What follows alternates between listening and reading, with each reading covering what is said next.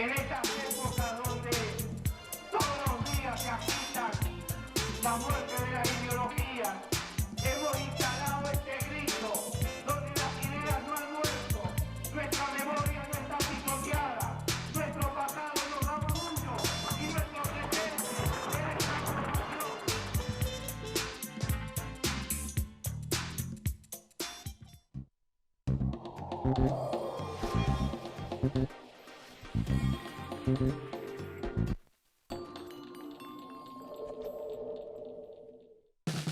Dale vida al sueño que hay en tu corazón. Realizarlo juntos siempre es lo mejor. Banco Credicop Cooperativo, la banca solidaria.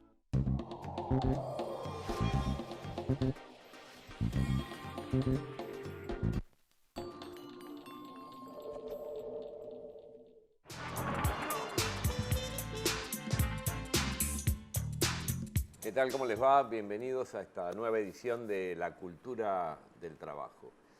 Y bueno, cada vez más cerca de las elecciones y los trabajadores, el movimiento obrero en general, pensando cómo va a ser este nuevo gobierno.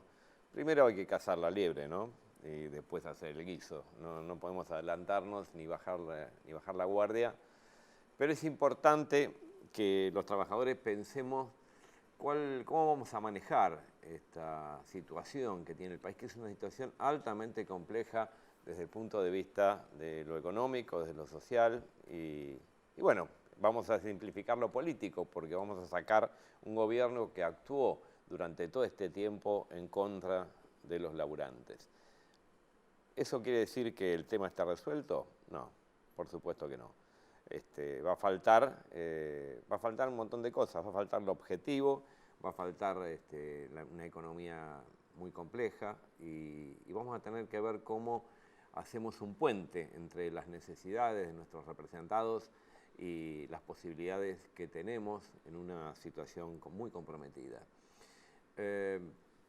Los dirigentes gremiales tenemos siempre ese doble carácter, esos tiempos que tienen la política y la economía y la reivindicación inmediata de nuestros representados. Siempre está presente y siempre tenemos que lograr no traicionar nuestro contrato básico, que es defender los intereses de aquellos que han confiado en nosotros justamente eso, ¿no? Su reivindicación y su vida, su familia.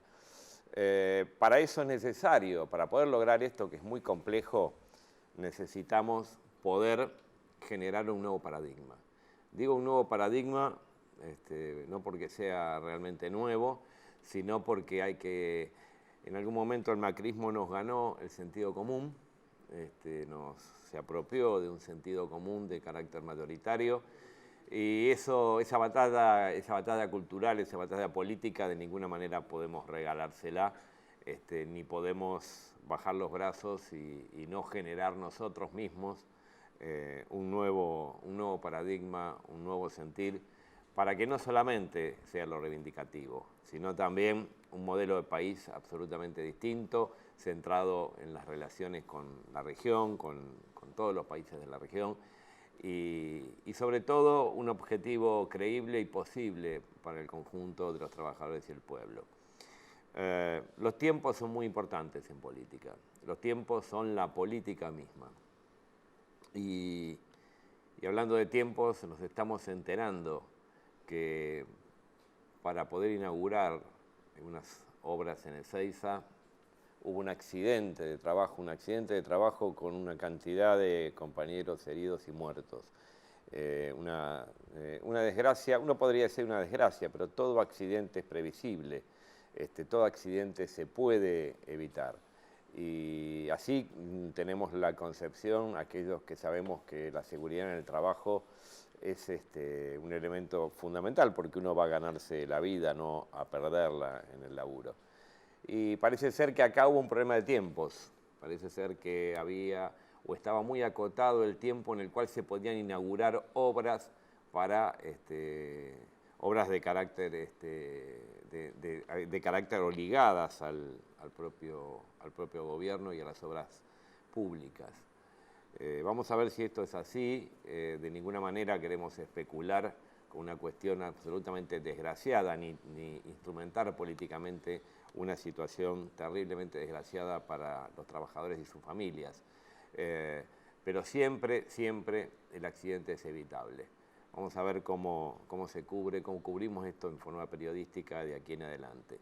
Y vamos ya a pasar a nuestro compañero de cifra. ¿Cómo estás? Bienvenido. Y la verdad que te toca siempre un trabajo difícil, porque Mariana, ustedes saben, ha sido madre por segunda vez, así que te toca un trabajo muy difícil reemplazando a Mariana, porque es una excelente columnista, pero bueno, sabemos que está todo bien y que la cosa va a fluir perfectamente. Bueno. ¿Qué no tenés preparado? Me habías comentado tarifas, ¿no? Sí, la idea de la columna de hoy era hacer una síntesis o un resumen de cómo fue la dinámica de las tarifas de servicios públicos energéticos durante el gobierno de Macri. Uno de los principales relatos que logró construir era que los subsidios solamente impactaban en Capital y Gran Buenos Aires y que el país, las distintas provincias del país, no se veían beneficiados de la estructura de subsidios que se había implementado en el gobierno anterior. Lo que vamos a ver ahora es cómo realmente fue este nuevo esquema de precios que armó el macrismo y efectivamente la quita de subsidios impactó en toda la economía, no solo en la ciudad de Buenos Aires y en el área metropolitana.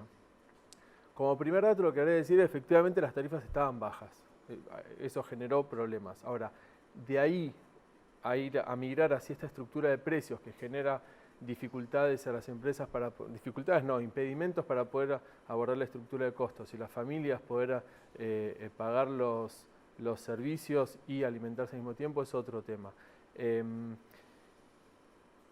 ¿Cómo funciona el sistema energético más o menos? Si uno divide en dos grandes rubros que son los que más se consumen en energía en la Argentina, está por un lado el gas natural, que se extrae de los yacimientos, se llama el gas en boca de pozo. Ese es lo que podríamos llamar el precio mayorista del gas natural.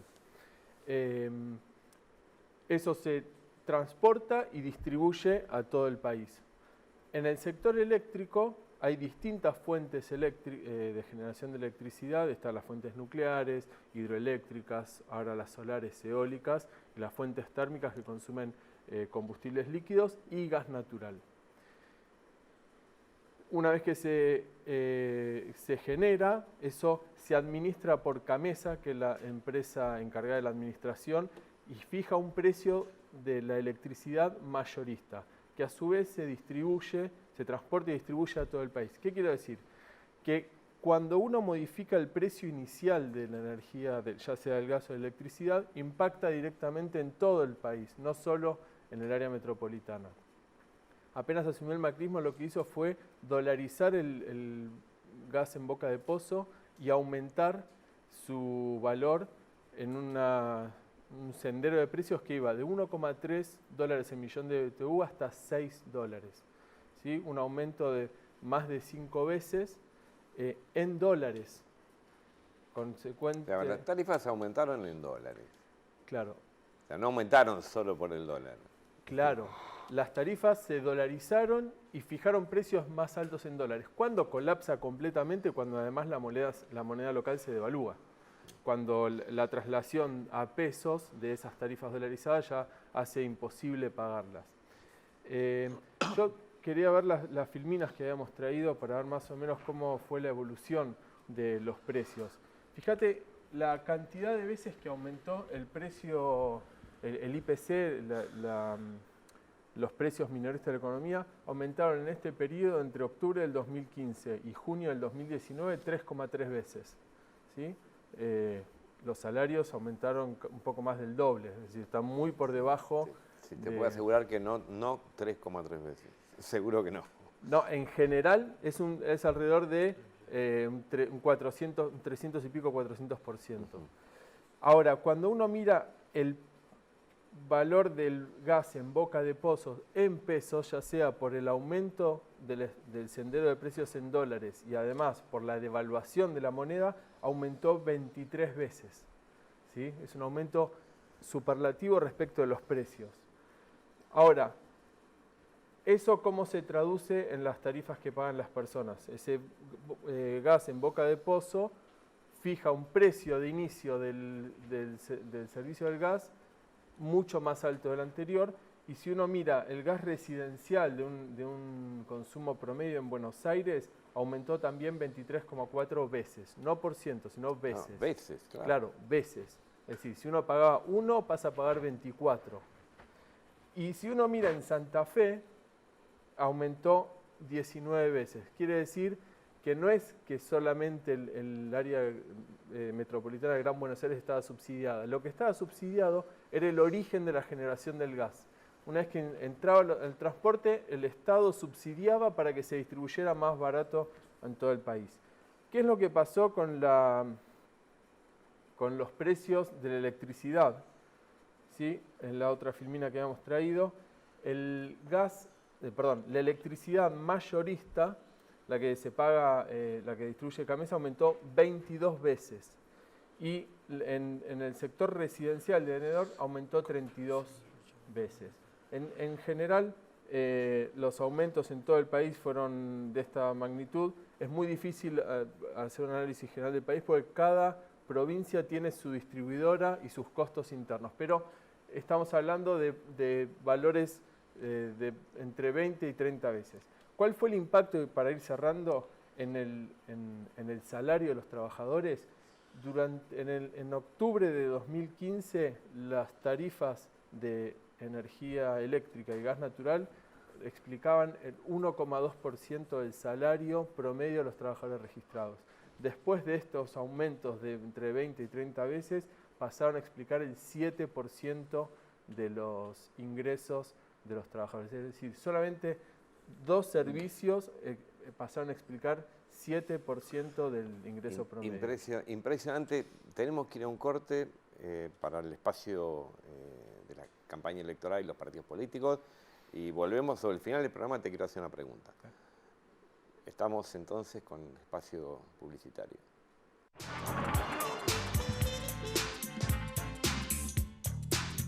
Continuamos con este programa, y la verdad que hay una vigencia de los economistas, le cuento, es terrible.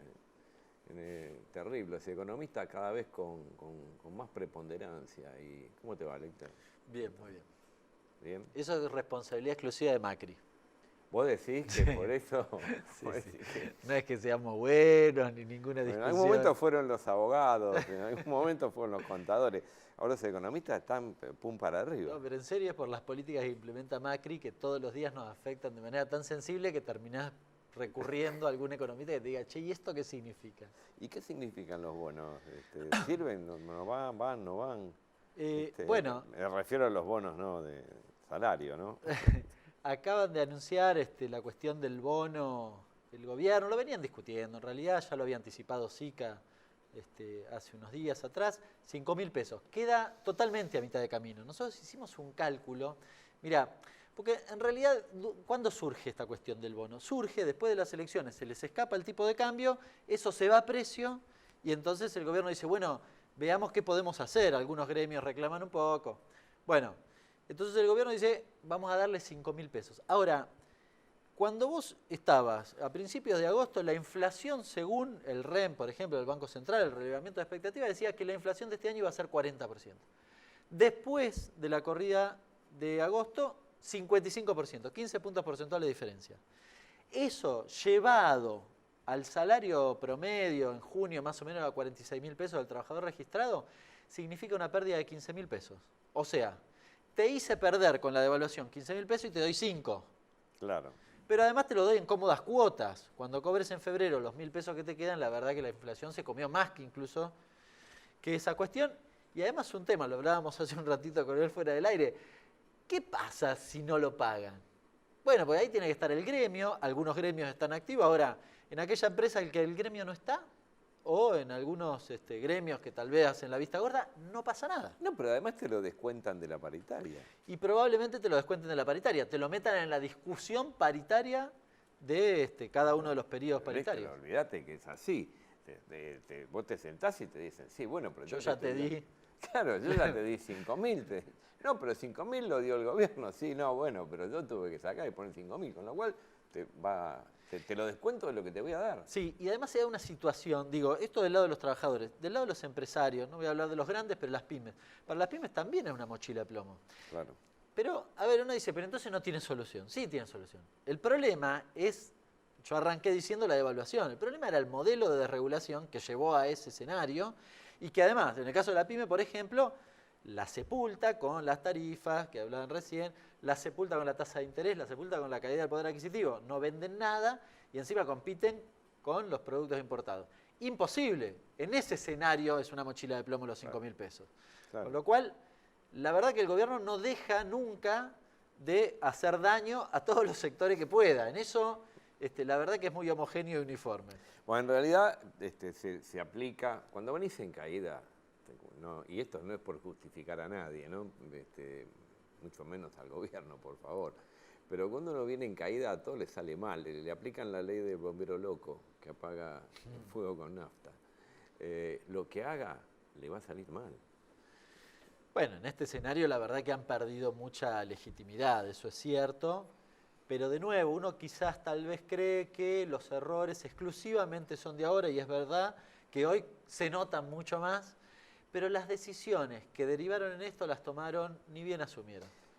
La desregulación cambiaria la tomaron el 16 de diciembre de 2015, la primera de ellas. Y entonces cuando uno ve la devaluación actual y las tensiones cambiarias actuales, quizás dice, bueno, hasta algunos, y quizás algunos hasta de buena leche, dicen, no, el problema fue la elección. Ah, para un cachito. No, pará.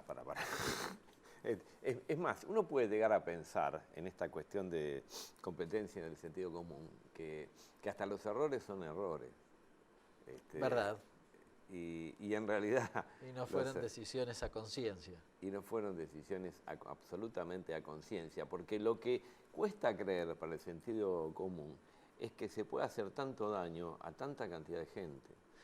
Se discutía la semana pasada la emergencia alimentaria. En el medio de la discusión de la emergencia, que además había una subejecución fenomenal de las partidas alimentarias, el gobierno les pagó a las energéticas. Para plata, para eso había, pero para las otras... Pero además vos pusiste un buen ejemplo. Emergencia alimentaria. El gobierno no quiere saber nada con emergencia alimentaria porque no quiere cargar la mochila política de decir, tuve que declarar la emergencia alimentaria durante mi gestión. Vos me podrás decir, o un macrista podrá decir, sí, pero del otro lado quieren declarar la emergencia alimentaria justamente por lo mismo. Ahora, yo prefiero darle de comer a la gente, ¿no?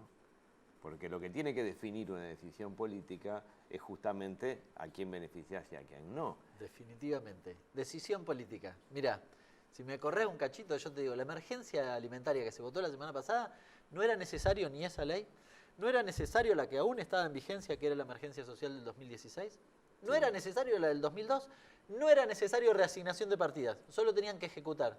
18.000 millones de pesos tienen ahí en las partidas de políticas alimentarias y ejecutaron 11.000. Tienen 7.000, que vayan y lo ejecuten. Claramente no hay decisión política. Claramente tomaron una actitud que es la que eligieron, digamos, ¿no? O sea, el gobierno elige perfectamente y ya no tiene que ver con su estilo ni con su línea de gobierno. Tiene que ver con lo que está pudiendo hacer como un gobierno en retirada, en salida. Y nosotros tenemos que tener en ese sentido bastante cuidado. Yo creo que la única medida que podemos tener es aquello que beneficie la vida de los sectores populares, digamos. No podemos tener otra medida ni ninguna otra especulación. Tenemos que ir por ese lado. Y en eso los economistas tienen mucho que decir. Alberto Fernández dice una cosa que para mí es central. Porque uno dice, bueno, hay que defender o, no sé, recuperar el poder adquisitivo de los trabajadores. Y puede parecer que vos solo estás pensando en los trabajadores, cosa que por cierto me parece bien, pero puede parecer hasta sesgado, si querés, defendiendo a los trabajadores. No, si a los trabajadores le va bien a la economía. Eso está claro, porque el 65% del crecimiento económico lo explica el consumo. Esto lo explica bien Alberto Fernández y es así. Y la verdad que cuando uno escucha o pretenden vendernos que la Argentina va a crecer vía otra salida, perdiendo poder adquisitivo, pero, no sé, recibiendo fenomenales niveles de inversión que no pasaron ahora y que en general no suelen ocurrir, la verdad me parece difícil. Pero la guita se queda, es la única guita que se queda acá. Si te pones a mirar la guita del salario, vos te garantizás que vuelva a entrar en la rueda virtuosa. Ahora, asistimos al festival de fuga de divisas como no asistimos, yo no tengo memoria de un festival como este. Sí, mirá que pasamos, o sea, yo pasé la dictadura, pasé el segundo tramo de Alfonsín, pasé todo el menemato. Ahora, festival de salida de divisas como este, yo no sé, no lo vi nunca. Entonces, más que nunca el salario, el consumo, o reactivar el consumo en general, es lo único que nos puede permitir generar un círculo virtuoso. Y no que aumentar las tarifas, porque las tarifas se supone que están muy bajas, y ponele, yo la verdad que no sé qué es muy bajo, muy alto, ponele que está muy baja. Ahora, ¿quién se quedó con la diferencia? No, eso claramente, sí, fueron las empresas energéticas. Fue una transferencia de dinero de los trabajadores en general, de los consumidores energéticos, a las empresas. Fue una de las grandes transferencias de ingresos durante el gobierno de Macri. Fueron varias, la transferencia de la devaluación, la quita de derecho de exportación, se transfirieron ingresos al sector agroexportador y el aumento de la magnitud que se hizo de las tarifas energéticas fue una transferencia de ingresos a las empresas del sector. Claro, entonces es lo que se llama una avivada. Sí. Porque vos podés decir, es como con un argumento que puede aparecer como potable para el sentido común, se encierra o se esconde una brutal apropiación de una renta absolutamente diferencial, porque no es eso lo que tienen que ganar esas empresas. Cualquier empresa en cualquier lugar del mundo de servicios está en el orden del 5, el 4, de utilidades. Digo, mire Estados Unidos, yo lo conozco por las telefónicas, no va por las de telecomunicaciones. O sea, Japón, Estados Unidos, países que no se pueden tildar de filántropos, digo, o de tener una concepción filantrópica o populista, si usted quiere. Nos encontramos con el nivel de rentabilidad de esas empresas es del 4, del 7, del 6.